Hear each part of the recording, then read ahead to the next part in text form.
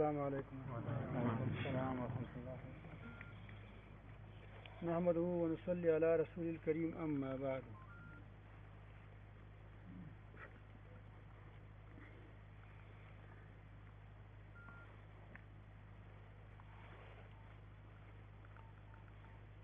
بعض نادانوں نے اصول اللہ پر اعتراض کیا ہے کہ یہ جو صوفیہ کہتے ہیں کہ اصول اللہ یہ اعوذ باللہ ان کا اس کا مطلب یہ ہوتا ہے کہ خدا میں ہی مل گیا، خدا میں اب آپ لوگوں کا یہ عقیدہ ہے؟ وہ کہتے ہیں کہ جو لوگ کسی فن سے واقف نہیں ہوتے اس میں جب وہ کود پڑتے ہیں تو اسے بے شمار غلطیاں ہو جاتی ہیں. اب وہ صوفیاء کی اصطلاحات سے تو اس کو واقفیت نہیں ہے اور اعتراض کر لیتے ہیں کہ اصول اللہ کا مطلب یہ ہوتا ہے. اسے باقاعدہ لکھا ہے، کتاب میں لکھا ہے، بڑی کتاب لکھی ہے اس نے. تو قریب ہو جاؤ، آپ قریب ہو جائیں. اتنی دور دور بیٹھے آواز کیسی پہنچے گی تم کو؟ نہیں ہے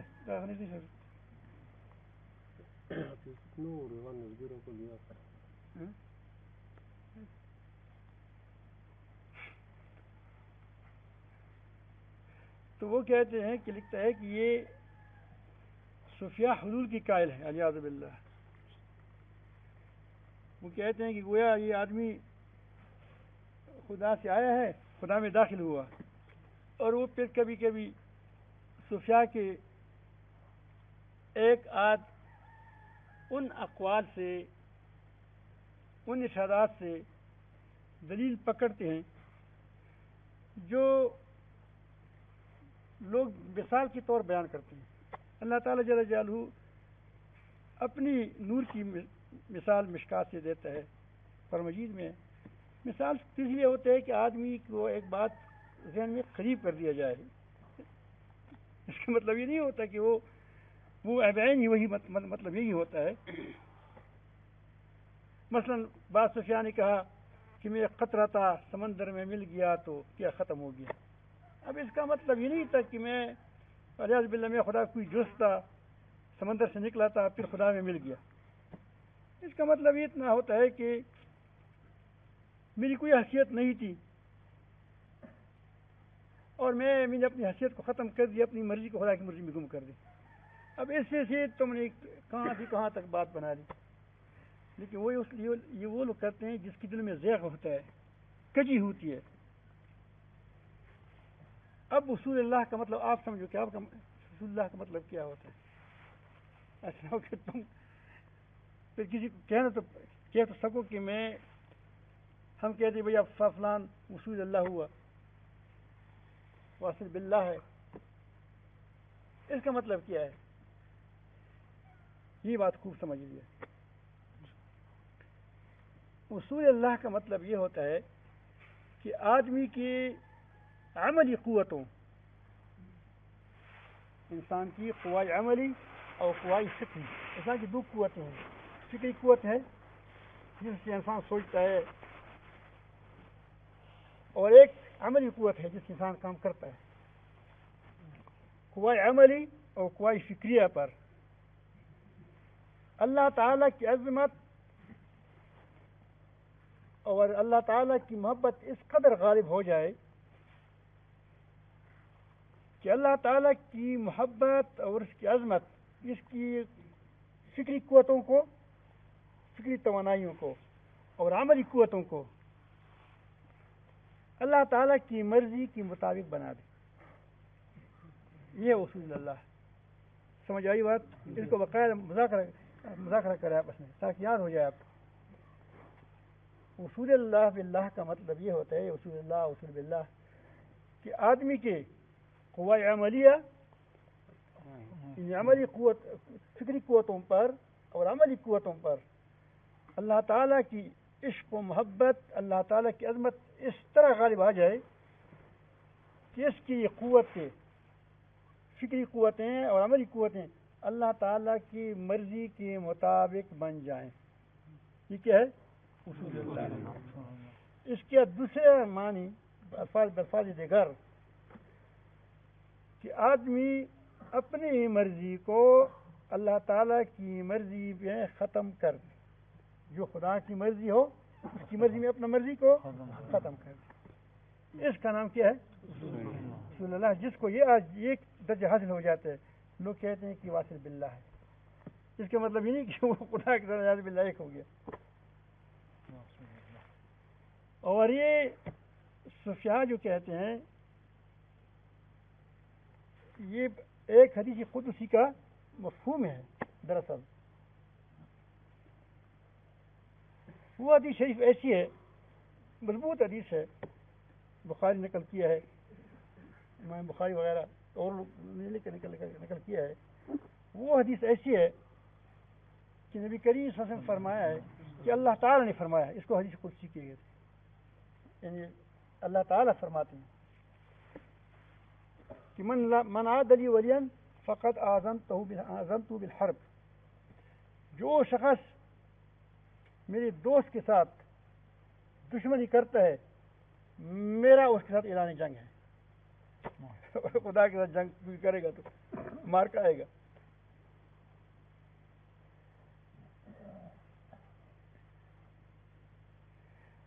اب اللہ رب العالمین جل جلالہ اپنی دوست کی تفصیل بیان کرتا ہے آگے کہ دوست کیسے بنتا ہے میرا. اوپر اللہ تعالیٰ فرماتے ہیں کہ کوئی آدمی جب تقرب حاصل کرتا ہے اس کا خلاصہ یہ ہے تو اس چیز سے حاصل کرتا ہے جو مجھے محبوب ہے. کیا جو چیز میں نے اس پر فرض کی ہے، وہ چیزیں ہیں جو میں نے اس پر فرض کی ہیں اس سے وہ کیا کرتا ہے؟ تقرب حاصل کرتا ہے، میرا قرب حاصل کرتا ہے. اگر آدمی فرائض کو ادا نہ کریں، ہزار مستحبات کو کریں تو اللہ تعالیٰ قرب اس کو نصیب نہیں ہوگا. کیونکہ اللہ تعالیٰ نے کو محبوب ترین چیز کیا ہے؟ فرائض ہے. اس لیے تو اس نے فرض کیا ہے کہ ضرور کرنا ہے. جب وہ فرائض پر عمل کرتا ہے اس کے بعد آتا ہے قرب نوافل کا. اس کو کیا کہتے ہیں؟ قرب نوافل. کیا ایک قرب فرائض ہے کہ آدمی فرائض کو ادا کرتا ہے، ایک قرب نوافل ہے. پھر جب میرا بندہ اس کا ویسے پھر کہتا ہوں اس میں نہیں ہے اس طرح پھر کہتا ہوں تاکہ آپ اس بات میں سمجھ کی بات ذہن میں پھنس جائے، تمہارے ذہن میں یہ راسخ ہو جائے. پھر آدمی میرا بندہ وہ نوافل پڑھتا ہے. نوافل کا مطلب نفلی نمازی بھی ہیں، نفلی صدقات بھی ہیں، اور لوگوں کے ساتھ وہ نیکیاں ہیں جو اس پر فرض نہیں ہے. بعض چیز اس پر فرض ہے، ماں باپ کا حق ادا کرنا، پڑوسی کا حق ادا کرنا ایک حد تک فرض ہے، تم پر واجب ہے. لیکن اس سے زیادہ جو ہوگا وہ کیا ہوگا؟ نفل ہوگا. مثلا ایک آدمی کے ساتھ ایک حد تک تم پر واجب ہے کہ تم اس کے ساتھ وہ ہمدردی کر لیں، لیکن اس حساب سے زیادہ ہمدردی کریں گے تو کیا ہوگا؟ نفل ہوگا. اس طرح یہ نفلی جہاد میں بھی آتا ہے. کبھی فرض ہوتا ہے جہاد، کبھی کیا ہوتا ہے وہ کفایہ میں آدمی جاتا ہے. تو وہ بہرحال تمام امور جتنی دین کے اعمال ہیں اس کی ایک حصہ فرض ہے، واجب ہے، اور ایک حصہ کیا ہے؟ نفل ہے. تو اللہ تعالیٰ فرماتے ہیں کہ اللہ تعالیٰ فرماتے ہیں کہ جب وہ نوافل کو اختیار کرتا ہے تو میری طرف ہی بڑھتا ہے، قرب حاصل کرتا ہے. ایک وقت ایسا آتا ہے احببتہ، میں اس بندے کو اپنا محبوب بناتا ہوں. یعنی اس کی عشق اتنا خدا کے ساتھ ہو جاتا ہے، عظمت ہو جاتے ہیں کہ خدا کی محبت اس پر چھا جاتی ہے، خدا اس کو محبوب کرتا ہے. اللہ تعالیٰ اس کو اپنے آغوش میں لے لیتا ہے. اس کو کیا کہتے ہیں؟ اصول. کہ اب اللہ تعالیٰ کا محبوب بن گیا. یہ من عاد لی ولی، سمجھ گیا خدا کا دوست کون ہے؟ یہ جو محبوب ہو گیا، جو خدا کو محبوب ہو گیا. اللہ تعالیٰ فرماتے ہیں کہ پھر جب میں اس کو جب یہ میرا محبوب بن جاتا ہے تو میں اس کا کان بن چاہتا ہوں، مجھ سے سنتا ہے. اب دیکھو اس کی کان پر کون غالب آ گیا؟ خدا کی عظمت اتنی چھا گئی، اتنی محبت چھا گئی کہ اس کی کان اللہ تعالیٰ کی مرضی کے مطابق ہو گیا کہ جو اللہ چاہتا ہے کہ سنے یہ وہ سنتا ہے. اس کو پتہ نہیں چلتا کہ میں کسی چیز کو سنتا نہیں سنتا، لیکن اس کا اس طرح ہو جاتا ہے جس طرح آدمی کسی کی گرفت میں آ جاتا ہے. یہ اللہ تعالیٰ کی مرضی گرفت میں اس طرح آ جاتا ہے کہ اللہ تعالیٰ جس چیز کو چاہتا ہے کہ یہ سنے اس کو تو وہ سنتا ہے.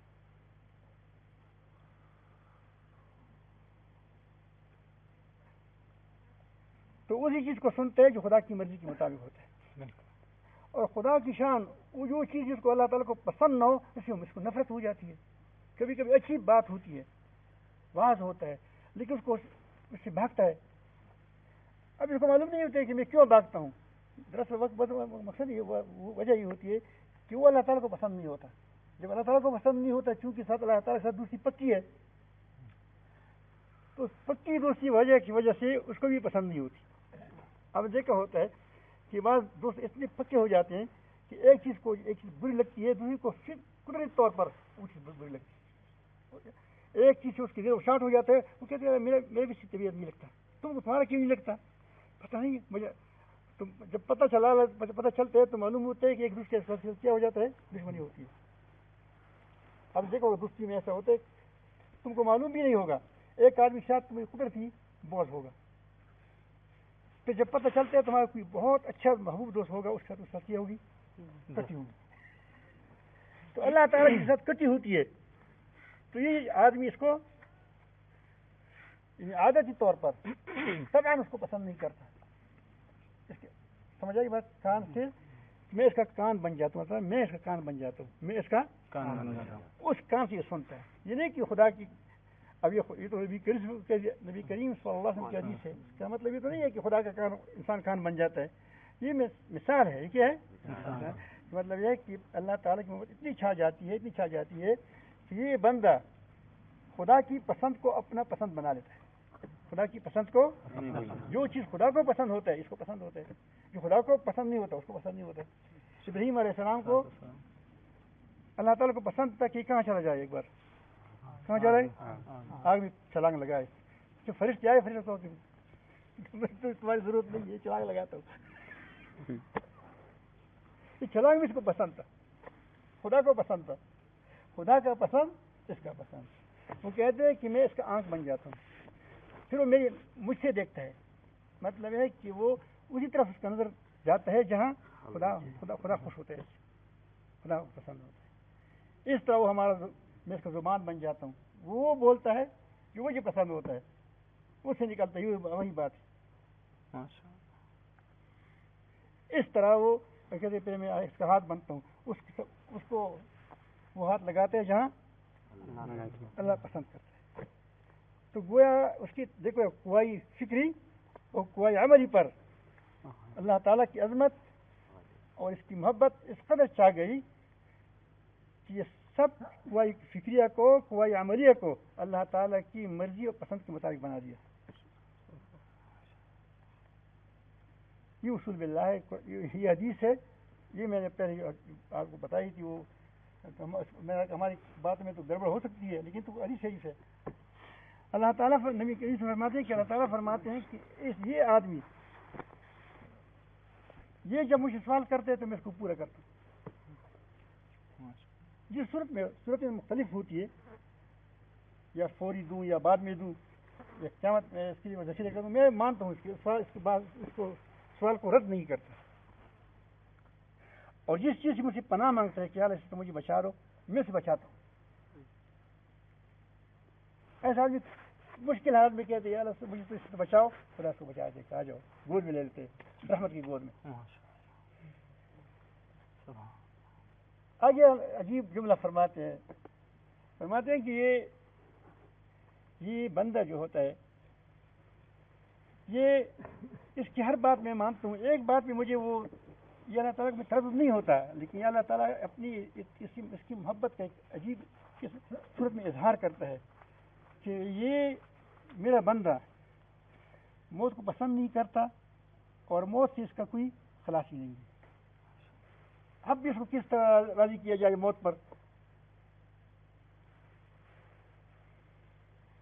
تو اللہ تعالیٰ فرماتے ہیں کہ اس کو تو موت کو آنا ہے, لیکن موت کو پسند نہیں کرتا. اور میں اس کی پسندگی کو پسند نہیں کرتا کہ میرا بندہ جس کو پسند کرتا ہے, اللہ تعالیٰ کو وہ بھی یہ پسند نہیں ہے کہ جو چیز میرا بندہ کو نہ پسند ہو اس کو میں وہی دے دوں. کبھی کبھی اس کو خود بیماری بھی اچھی لگتی ہے. عجیب آدمی ہوتا ہے, بیمار ہوتے ہو کہ ماشاء اللہ اچھا ہے, کچھ کام کروں گا زیادہ, لوگوں سے جان چھوٹ جائے گی. ڈر ہوتا ہے کہ یا اللہ بڑا وضاحت ہے لیکن تھوڑا سا کم کر دو. یہ بڑا زبردست آدمی ہوتا ہے, بڑی دلچسپ اس کی بڑی اللہ تعالیٰ سے بڑی دلچسپ باتیں ہوتی ہے اندر سے. تو وہ اس طرح تو کہتے ہیں کہ آپ نے دیکھا ہوگا کہ اللہ تعالیٰ سے ایسے حالات لاتے ہیں کہ کہتے ہیں بس میں چلا جاؤں, اچھی بات ہے, چلا جاؤ. تو اصول اللہ پتہ بات سمجھ آئی, خوب سمجھ آئی بات. اللہ پاک آپ کو اپنی محبت نصیب فرما دے اور سب کو اپنا تعلق نصیب فرما دے.